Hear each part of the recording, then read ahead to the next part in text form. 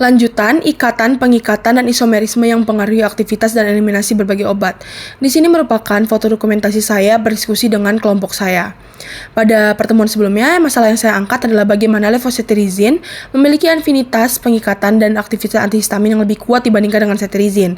Nah, dapat dilihat dari strukturnya, cetirizine sendiri memiliki dua enantiomer, yaitu 50% levocetirizine dan juga 50% dextrocetirizine.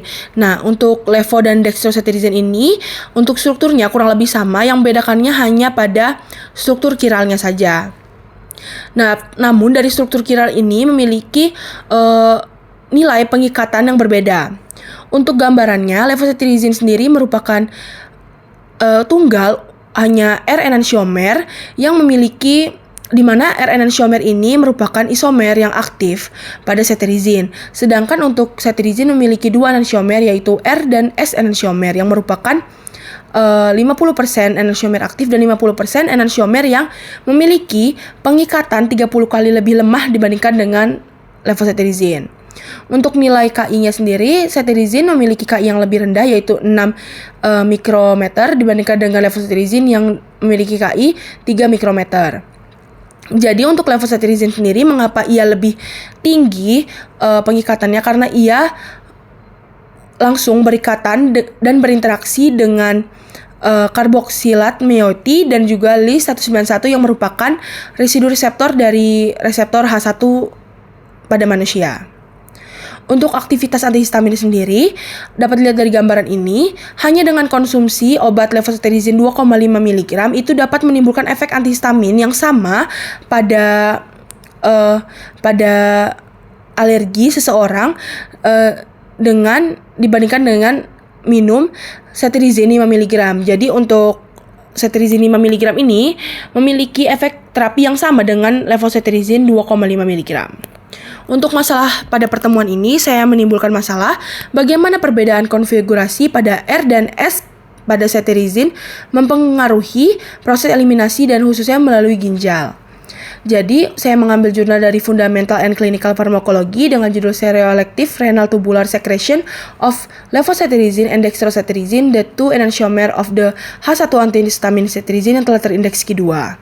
Di sini disebutkan bahwa cetirizine termasuk kedua enantiomernya dieliminasi melalui urin dalam bentuk tidak berubah. Proses eliminasi renal ini berlangsung melalui dua mekanisme. Yang pertama, filtrasi glomerulus atau penyaringan pasif, dan yang kedua, sekresi tubular aktif atau pengangkutan aktif oleh transporter di tubulas ginjal.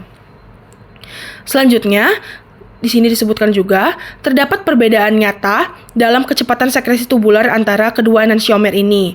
Untuk dextrocetirizine atau S-cetirizine mengalami sekresi tubular yang hampir 2 kali lebih cepat dibandingkan dengan levocetirizine atau R-cetirizine. Nah, jadi S-enantiomer ini lebih cepat dikeluarkan melalui ginjal.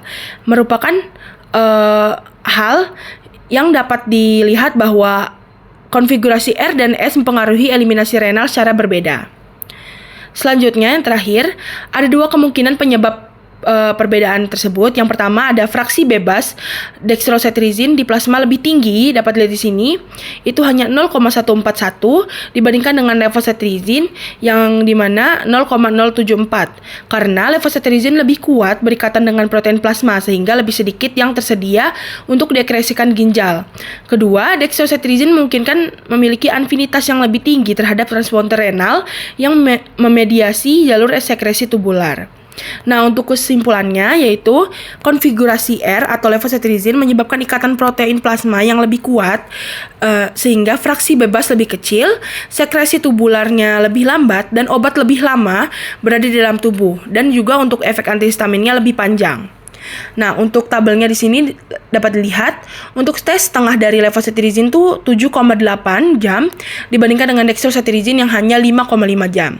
Dan untuk clearance-nya atau clearance renalnya untuk levocetirizine itu dieliminasi sebesar 31,98,